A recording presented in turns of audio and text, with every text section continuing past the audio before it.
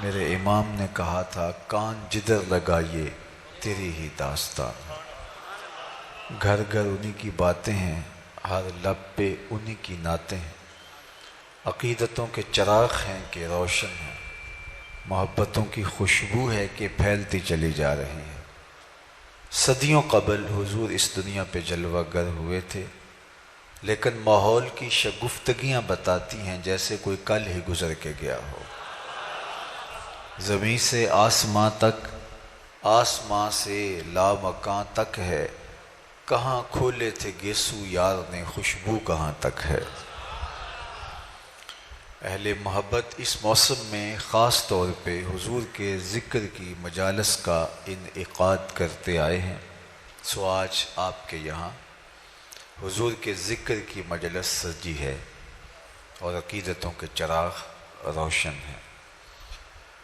آپ کے شہر میں ایک مرتبہ پہلے بھی اسی مسجد میں حاضر ہوا تھا اور گفتگو کی سعادت نصیب ہوئی تھی، اور اس کے بعد عالی مرتبت علماء کرام، ہمارے دوست اور بہت سارے لوگوں نے مجھے کہا، مصروفیات آڑے آئیں تو حاضر نہ ہو پایا، اور خیال تھا کہ انشاءاللہ سب سے کہا تھا کہ اللہ نے چاہا تو ضرور کبھی حاضری ہوگی.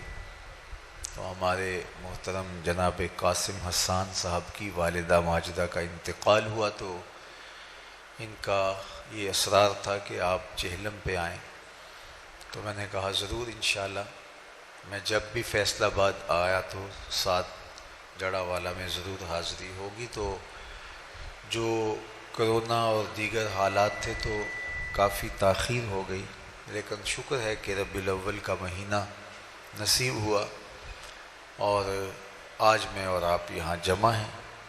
حضور کے ذکر اور حضور کی یادوں کے چراغ روشن کرنے کے لیے اور اپنی عقیدتوں کا نیاز پیش کرنے کے لیے، اور ساتھ ہی اختتام پر عزیزم کی والدہ کے لیے مغفرت کی دعائیں، التجائیں اور تمنائیں لیے بارگاہ عزتی میں حاضر ہوں گے. اللہ مرحومہ کو کروٹ کروٹ جنت کی بہاریں نصیب فرمائے.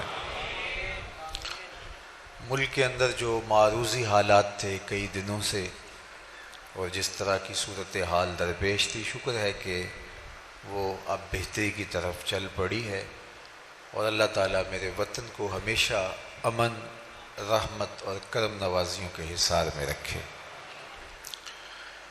حضور کا میلاد اور میلاد کے حوالے سے اہل محبت کا تذکرہ نور، یہ یقیناً ہمارے لیے سعادت جاں ہے اور تسکین قلب ہے.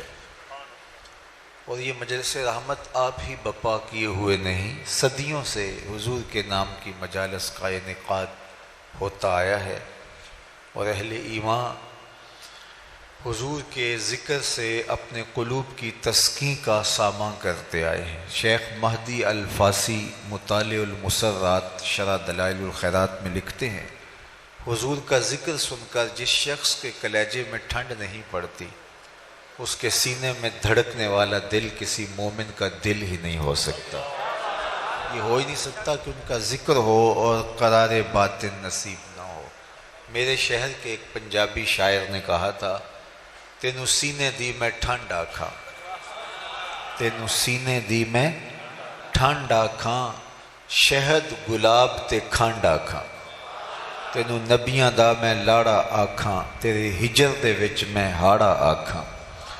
تو ان کا ذکر یقیناً اہل ایمان شروع سے کرتے آئے، اور یہ ہمارا دستور عمل بھی ہے، یہ طرز حیات بھی ہے، تسکین قلب اور قرار باطن کا ذریعہ بھی ہے، اور ہمارے بڑوں کی سنت شروع سے یہ چلی آ رہی ہے.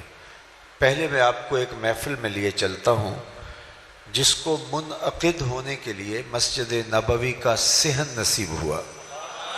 آپ تو یہاں بیٹھ کے مجلس میلاد کر رہے ہیں، لیکن جس میلاد کی محفل کی طرف میں آپ کی توجہ مبذول کرنا چاہتا ہوں وہ مسجد نبوی کے صحن میں بپا تھی. عقیدتوں کے چراغ روشن تھے، محبتوں کی خوشبو پھیل رہی تھی، اور حضور حجرہ انور میں تھے. کہ وہاں سے اٹھے اور خرامہ خرامہ مجلس میں آ پہنچے. لوگ بیٹھے ہوئے تھے تو فرمایا ما اجلسکم، صحابہ تمہیں کس چیز نے بٹھایا ہے، کیوں بیٹھے ہو، مقصد جلوس کیا ہے؟ تو انہوں نے برجستہ جواب دیا جلسنا نذکر اللہ ونحمدہ علی ما ہدانا لدینہ ومن علینا بک. ہمارے بیٹھنے کا مقصود یہ ہے کہ ہم اللہ کی حمد بول رہے ہیں، اس کا شکر ادا کر رہے ہیں اس بات پر کہ اس نے ہمیں ہدایت دین دی اور آپ کی شکل میں اپنا کرم ہمیں نصیب فرمایا. آپ جو مل گئے اس پر ہم اللہ کا شکر ادا کرنے کی مجلس برپا کیے ہوئے. میں آپ سے پوچھوں کہ آپ یہاں کیوں بیٹھے، تو آپ کہیں جناب حضور کا ذکر سننے کرنے کے لیے بیٹھے، تو بات ختم ہو جائے گی. پوچھا کیوں بیٹھے ہو، کہا اللہ کا شکر ادا کرنے بیٹھے ہیں، اللہ کی حمد بولنے بیٹھے ہیں اس پر کہ اس نے ہمیں ہدایت دین دی.